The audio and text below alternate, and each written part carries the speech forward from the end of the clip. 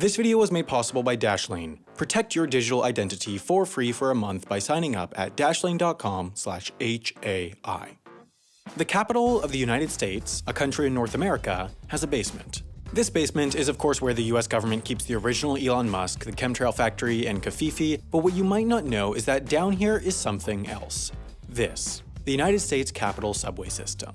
Now, the US Capitol is believed to be here in Washington, D.C., which has a subway system. It's known for breaking down, catching on fire, and running less frequently than Chris Christie, but this is an entirely different, unconnected system that's exclusively for the use of those working at the US Capitol. The subway is used to transport the lawmakers of the US to destinations about 1,000 feet away. And as much as I'd like to make fun of powerful people refusing to walk such a short distance, the subway's existence actually sort of makes sense. Let me explain.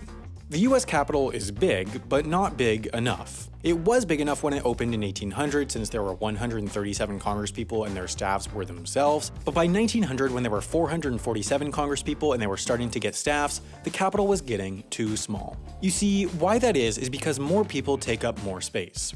Today's Congress is made up of 535 lawmakers who each have an average of 45 staff members.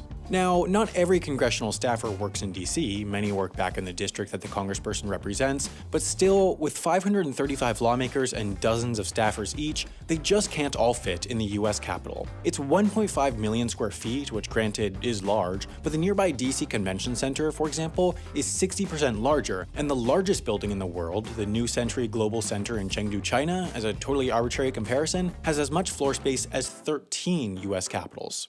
Since Congress literally runs the country, they got to vote 100 years ago on how to deal with the overcrowding of the Capitol, and this subway system was what finally convinced them to go ahead with relocating their offices to here, the new congressional office buildings.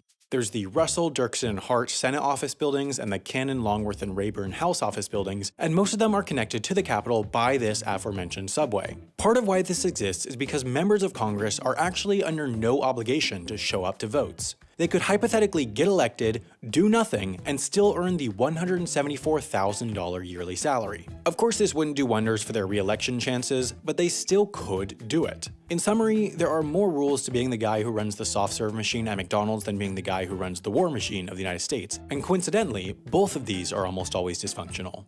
In one day, the US Congress can have dozens of votes, many of them important, but many of them also mundane, so one wants to be sure it's as easy as possible for Congresspeople to get from their offices to the voting floor so they don't play hooky. If no subway or underground passage existed, they would have to exit their buildings, cross busy streets, and re-clear security at the Capitol, which would waste heaps of time and expose them to the real world. Using the subway, congressmen and women can go door to door from their offices to the voting floor in under 5 minutes, and so it increases congressional attendance. Now, as a quick review for non-Americans, the US Congress is made up of two bodies, the House and the Senate, and each of them actually has their own separate subway system going to their own separate office buildings. For the Senate, there are two different lines, one going to the Russell office building and one that stops at both the Dirksen and Hart buildings, and then on the House side, there's just one line down to the Rayburn building. If you're in the Cannon or Longworth buildings though, you're out of luck. There are no subways, only plain old vanilla tunnels. Lobbyists and journalists love this subway system as it funnels all the powerful people they want to talk to through one choke point, and so there's supposedly often people waiting around at the different ends. Still though, not everyone uses DC's little subway. At least one Republican senator forbade his staff from using it out of protest for government waste, while others, including during her terms Hillary Clinton, have been known to skip the ride and walk instead for exercise. All the more senior members of Congress have their own mini offices in the Capitol known as hideaways, but to get to their main headquarters, that's what this subway is for.